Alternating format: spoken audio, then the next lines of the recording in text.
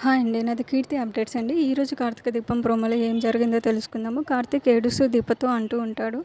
శౌర్య ఒకరోజు నా దగ్గరకొచ్చేసి, "ఫ్రెండు నువ్వు నాకు నాన్నగా ఉండొచ్చు కదా" అని చెప్పి అడిగింది.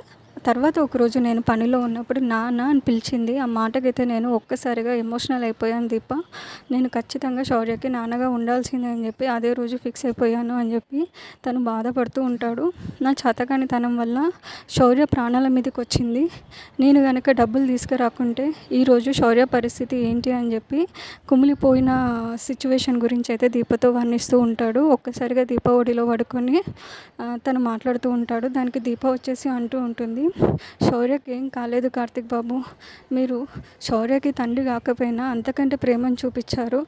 అది నేను మర్చిపోయేలా చేశారు" అని చెప్పేసి అంటూ ఉంటుంది. శౌర్య ఇక నుంచి మీ కూతురే అని చెప్పి కార్తిక్తో అంటూ ఉంటే కార్తిక్ అంటుంటాడు, "నీ కూతురు కాదు మన కూతురు" అని చెప్పి కార్తిక్ అంటూ ఉంటాడండి.